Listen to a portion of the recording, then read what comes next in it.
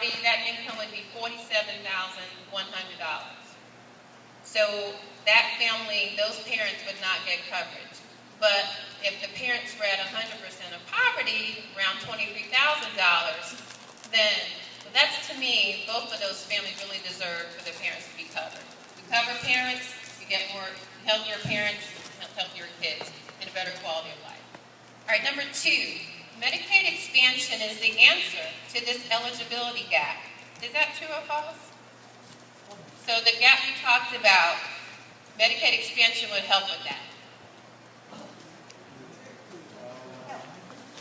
Yeah, that's true. It sounds like a trick question, I know. But that's right. So Medicaid expansion would be the answer.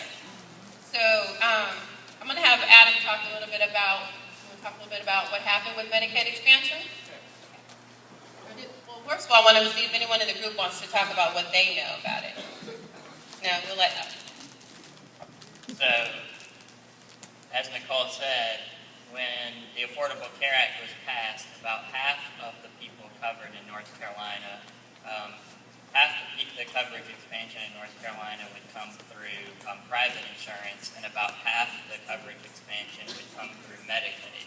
And when the Supreme Court ruled that it's a state-by-state decision, what the Medicaid expansion would have done is raise income eligibility, raise up Medicaid eligibility to effectively 138% of the federal poverty level. So it would mean anybody who fell below that, regardless of assets, would get Medicaid. So it, for the first time, create a social safety net insurance system in North Carolina and in the United States, which we've never had. Maryland actually has better eligibility than we do in Medicaid. So it became a state-by-state decision. And in North Carolina, the legislature this session, one of the first laws they passed was Senate Bill 4.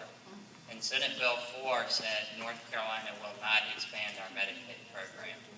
So that means eligibility in our state will not change. We will not take advantage of the Medicaid expansion. And we can talk about some more facts and get into that later, but that's sort of the first step.